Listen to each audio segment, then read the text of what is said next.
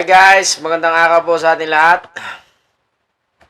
Panoorin natin to kayo na mag-assess kung tama.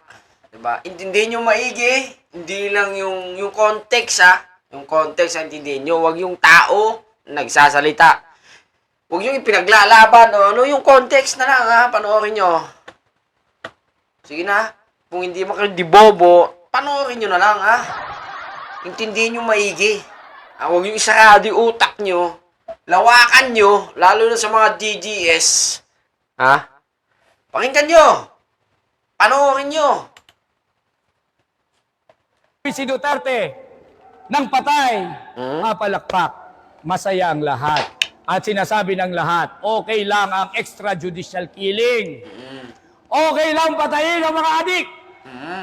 Okay lang. Okay lang daw. Pero hindi ba natin naisip? Hindi ba natin naisip na yung mga pinapatay ay mula sa inyo?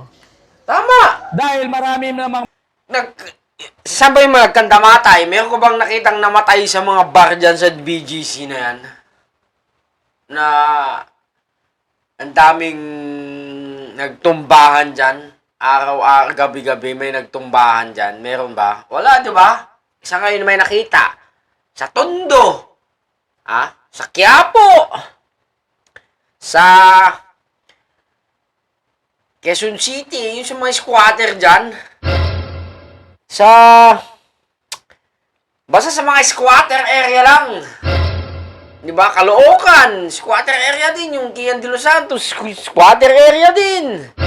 Anak ng tipaklong na timawa naman,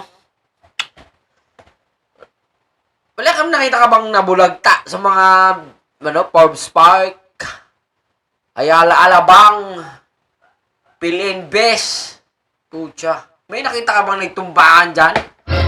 Wala!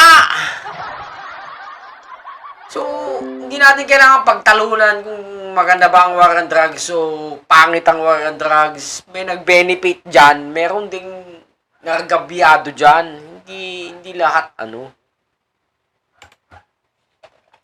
namang mga adik na mayayaman, nagpa-party drugs pa. Ang mismong anak nga ni Duterte ay pinupost pa sa social media. Isang, kasama niya si Ellen. Diba? Mas mukhang bangag yun. Wala siya magagawa. Sarado utak ng mga DGS Mga, mga panatiko. Yung maniwala agad.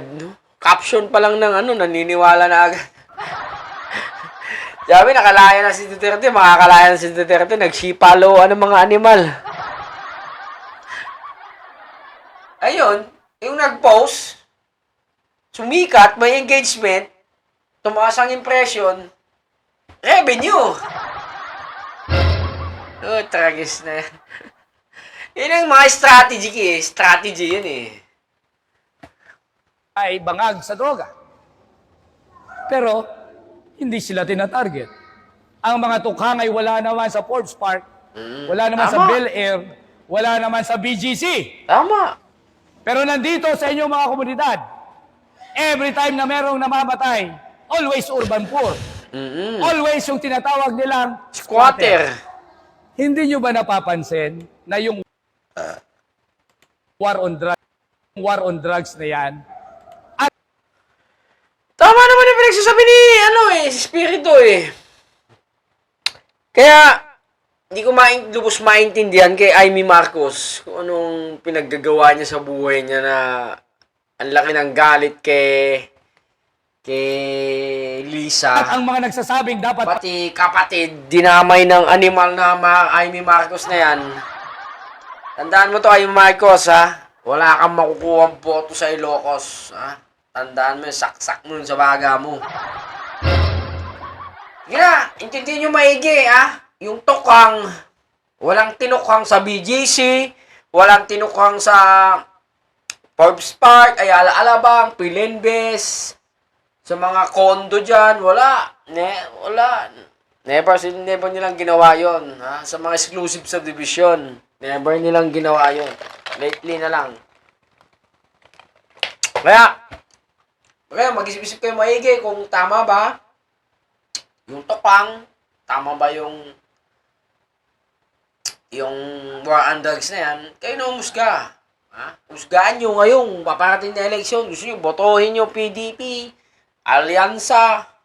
Ayun na mag-usga. Ha? Pahala na kayo. Kung gusto nyo paniwalaan, DGS o loyalist. Ha? Hanggang sa muli. Adios.